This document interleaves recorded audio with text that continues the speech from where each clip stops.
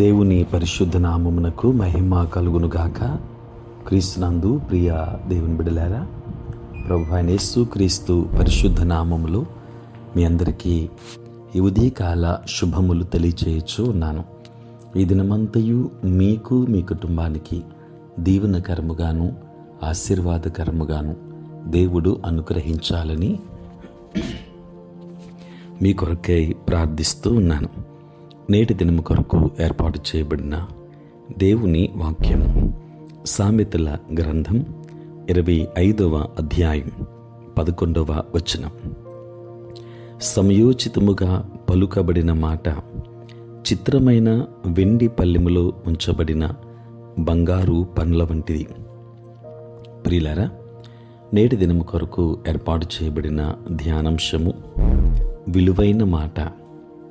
ప్రియులారా, విశ్వాసులమైన మనము మాటలోను ప్రవర్తనలోను అన్నింటిలోనూ దేవునికి అనుకూలమైన విధానంలో ఉండాలి. ఎందువలనంటే నిజ విశ్వాసులు లోకానికి దేవుని చేత నియమింపబడిన మాదిరి. మన మాదిరి జీవితం లోకాన్ని దేవుని వైపు త్రిప్పేదిగా ఉంటుంది. ప్రియులారా, మన మాట సమయోచితముగా అనగా ఆలోచనాపూర్వకముగా నిదానించి ఉండాలి. అందుకనే వినుటకు వేగురుపడి మాట్లాడుటకు నిదానించుడి అని దేవుని వాక్యం యాకోబు పత్రిక 1వ అధ్యాయం 9వ వచనములో సెలవిస్తుంది. ప్రియులారా, చిత్రమైన వెండి పల్లెములోని బంగారు పండ్ల వంటిది అనగా విలువైనది, శ్రేష్టమైనదిగా ఉండాలి. మన మాట ఇతరుల కష్టాలలో ఓదార్చే రీతిగా, వారిని బలపరిచేదిగా, మృదువుగా ఆదరింపబడే రీతిగా ఉండాలి. దేవుని బిడ్డలారా, సాత్వికంతో కూడిన మన మాట ఎదుటివాని బండ హృదయాలను నలుగుగొట్టుతుంది, వారిని మారు మనస్సు అనుభవములోనికి నడిపిస్తుంది. మన మాట విలువైనదిగా ఉండాలి. అనాలోచితముగా మాట్లాడకూడదు. విశ్వాసముగా మనం మాట్లాడేటప్పుడు నిదానముగా ఆలోచించి మంచి చెడులను వివేచించి మాట్లాడాలి. ప్రియులారా, సమయోచితముగా మాట్లాడే మాట ఎంత మేలు చేస్తుందో అనాలోచితముగా మాట్లాడే మాట అంత కీడు చేస్తుంది. మన నోటిని అదుపులో ఉంచుకోవాలి. ఎందుచేతనంటే దూషణలు, ఎదుటివారిని నొప్పించే మాటలు, దేవుని నామాన్ని అవమానపరిచే మాటలు మన నోటి నుండి వెలువడకుండా దేవుణ్ణి ప్రార్థించాలి. ప్రభువా, నా మాటను పవిత్రపరచు. అనేకులను ఆదరించగలిగే, నిన్ను మహిమపరచగలిగే, స్తుతించగలిగే, నీ మహిమను ఇతరులకు చెప్పగలిగే మంచి మాటలను దయచేయమని ప్రతిదినం ప్రార్థించాలి. అట్టి విలువైన మాటలను, ప్రవర్తనను మనకు దేవుడు అనుగ్రహించును గాక. ఆమేన్. ప్రార్థన. పరిశుద్ధుడైన తండ్రి, ప్రేమ కలిగిన ప్రభు, మీ పరిశుద్ధ నామమునకై వందనాలు, స్తోత్రాలు చెల్లిస్తూ ఉన్నాం.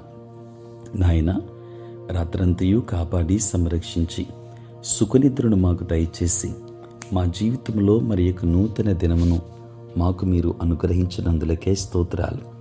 ఈ దినమంతా కూడా మీ సన్నిధి మాతో ఉంచండి. మీ ప్రసన్నత మాకు అనుగ్రహించండి. మా ప్రతి బలహీనత నుండి విడుదలనివ్వండి.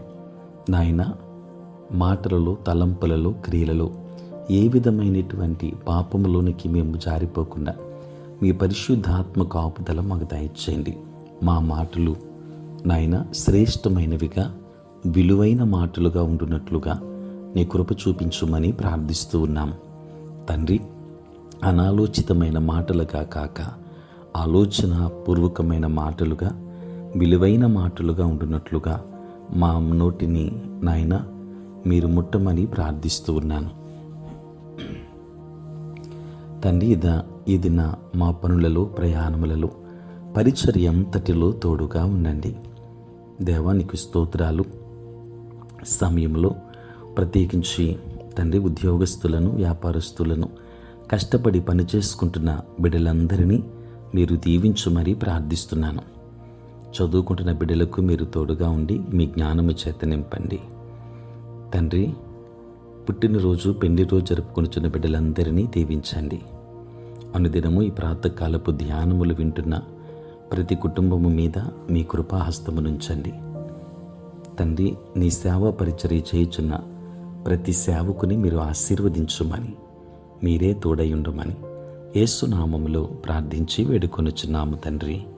ఆమేన్. తండ్రి, కుమార, పరిశుద్ధాత్మ త్రియేక దేవుని దీవెన సదా మీకును మీ కుటుంబమునకును తోడై ఉండును గాక. ఆమేన్.